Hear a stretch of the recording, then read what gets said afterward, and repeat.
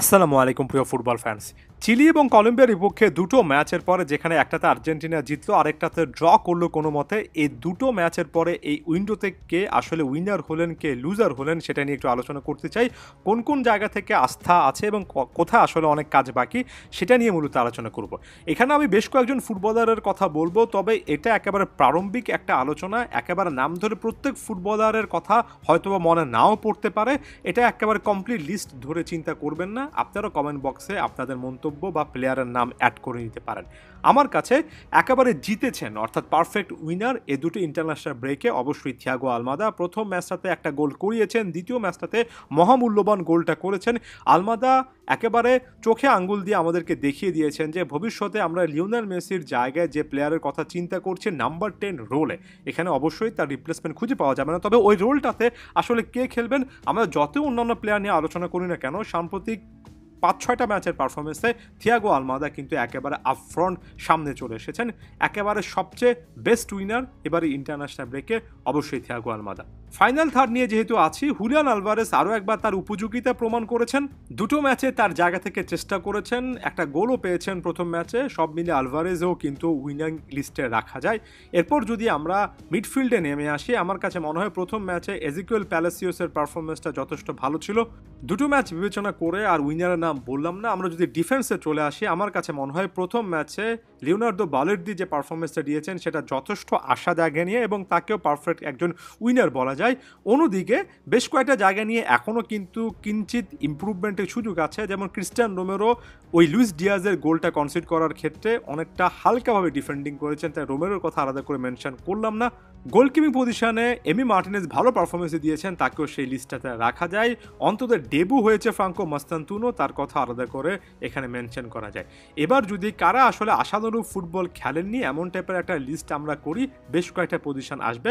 সবার আগে যেটা নিয়ে সবচেয়ে বেশি ভয় পাচ্ছি, সর্বশেষ একটা ভিডিও অ্যানালাইসিসে ক্লিপের মাধ্যমে দেখিয়েছি, সেটা হচ্ছে রাইট ব্যাক পজিশনে খুব একটা বেশি নির্ভরতা না রাখা এবং নাহুয়েল মলিনা আসলে অনেকটুকু উপরে উঠে এসে যখন ক্রস করার চেষ্টা করেন, ব্যাকট্র্যাক করতে গিয়ে তিনি আসলে কী টাইপের প্রবলেমে পড়েন। আপনারা যারা ভিডিওটা দেখেননি তারা আরও একবার দেখে আসতে পারেন।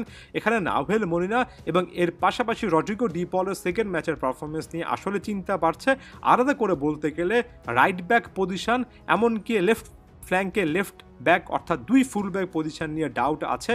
মেদিনাকে একটা ম্যাচ দেখে জাজ করছি না, তবে ওভারঅল আর্জেন্টিনার কাছে রাইট ব্যাক এবং লেফট ব্যাক পজিশনে যে যথেষ্ট অপশান বা ভালো পারফর্মার, একেবারে বেস্ট পারফর্মার উঠে আসছে না, সেটা স্পষ্টত এমন টাইপের উইন্ডোতে প্রমাণিত হয়। এটা সবচেয়ে বড় লুজিং কেস, এটা নিয়ে অনেক বেশি কাজ করতে হবে। মার্ক মাই ওয়ার্ড, এটা সবচেয়ে গুরুত্বপূর্ণ একটা সেক্টর সামনের দিনগুলোতে স্কালোনির হওয়া উচিত। শুধুমাত্র যে ফুল ব্যাক পজিশন সেটা নয়, সেন্ট্রাল ডিফেন্সিভ মিডফিল্ডে যদিও লিয়ান্দ্রো পারেদেস ম্যাচগুলোতে ছিলেন, তারপরেও কিন্তু একটা বড় রকমের সংখ্যা এখানে কাজ করে। পারেদেস সেকেন্ড ম্যাচেও যে একেবারে ডিস্ট্রয়ারের সে রোলটা প্লে করতে পেরেছেন সেটা বলার সুযোগ নেই। যেহেতু সিডিএম পজিশনে পারেদেসের পারফরমেন্সটা আশাব্যঞ্জক ছিল না, সেহেতু মিডফিল্ডে কলম্বিয়াকে আটকে রাখার মতো ব্যাপার থাকেনি। হামেস রড্রিগেজ অনেকটা ফ্রিলি রোম করতে পেরেছেন, যেটা আর্জেন্টিনার ডিফেন্সকে অনেকটুকু ভুগিয়েছে। অর্থাৎ এখানে ডিস্ট্রাকটিভ মেন্টালিটির একেবারে প্রপার সেন্ট্রাল ডিফেন্সিভ মিডফিল্ডে সমস্যা আছে, সেখানে আসলেই কাজ করতে হবে। এই পজিশন নিয়েও কিন্তু আমার একটা কনসার্নের জায়গা আছে। রড্রিগো ডি পলের সেকেন্ড ম্যাচের পারফরমেন্স, এনজো ফার্নান্দেসের রেড কার্ড দেখা, এগুলো নিয়ে সমালোচনা করা যায়, তবে আমি এখনও অতিরিক্ত সমালোচনার দিকে যেতে চাচ্ছি না।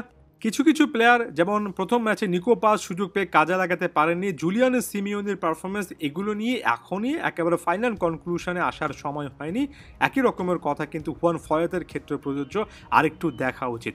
আমি যদি সাম আপ করে বলি, আমার কাছে সবচেয়ে বড় প্রাপ্তি থিয়াগো আলমাদার অসাধারণ পারফরমেন্স এবং প্রথম ম্যাচে সেন্টার ব্যাক পজিশনে বালের্দির আস্থা ছড়ানো, এবং আমার কাছে সবচেয়ে বড় কনসার্নের জায়গা নাহুয়েল মলিনার ওই পজিশনটা, এমনকি লেফট ব্যাক পজিশনটা। এই দুটো পজিশনে যথেষ্ট বিকল্প না থাকা, ভ্যালেন্তিন বার্কো কিন্তু লেফট ব্যাক পজিশনে সুযোগ পাননি।